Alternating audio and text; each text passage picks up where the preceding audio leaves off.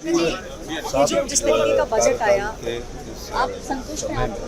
मैं कहूँगी कि संतुष्ट इसलिए हूँ कि आज जनता की सुनवाई फाइनली इस गूंगी बहरी सरकार ने पिछले 10 साल से जनता की एक अपेक्षा थी, एक ही मांग थी कि आप करिए, जो गरीब जनता है उनके लिए काम करिए, उनके लिए व्यवस्थाएं बनाएं, और जो मिडिल क्लास है उनको भी राहत की सांस मिले। कॉर्पोरेट टैक्स रिलीफ कर दिया था, कॉर्पोरेट टैक्स लोन वेव कर दिए थे, हमने देखा है राइट ऑफ हो चुके हैं। कहीं जो मिडिल क्लास है उनकी सुनवाई नहीं हो रही थी, खर्चे बढ़ते जा रहे थे, टैक्स लायबिलिटी बढ़ती जा रही थी। और आज देखिए फाइनली सुनवाई हुई है।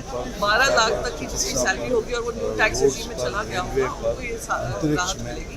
उसका हम स्वागत करते हैं क्योंकि उनकी लड़ाई का महत्वपूर्ण मैं कहती हूँ कुंभ को लेकर विरोध किया समाजवादी पार्टी और बाकी दलों ने, और चर्चा की मांग कर रहे हैं कि आंकड़े बजट के पेश कर रहे हैं, पर ये नहीं बता रहे कितने लोग मर गए। आंकड़ों में कोई स्पष्टीकरण नहीं है, हमें चर्चा चाहिए। क्योंकि जब चुनाव आता है तभी बिहार पे उनको ध्यान दिया जाता है, और भारतीय जनता पार्टी का तो दो ही एजेंडा होता है कैसे चुनाव लड़ने का, या तो ध्रुवीकरण की राजनीति करेंगे या बजट में उनका खास ध्यान देंगे। तो यही खास ध्यान से बिहार की उन्नति हो, प्रगति हो, यही अपेक्षाओं के साथ, यही उम्मीद के साथ मैं बजट का स्वागत तो नहीं करती हूँ, मैं कहती हूँ ये लोकमत लड़ाई जो जनता की है और विपक्ष की इनसे मांग रही है उसी से विपक्ष की मांग जो है उसकी सुनवाई अब हो चुकी है, और कहीं ना कहीं ये भी कहा जा रहा है कि जो बिहार का चुनाव है, क्योंकि वो आया है और भारतीय जनता पार्टी जीतना चाहती है चुनाव, इसी वजह से हम देख रहे हैं कि इतना फोकस इस बजट के अंदर बिहार पर रहा। ऐश्वर्या पालीवाल, आज तक।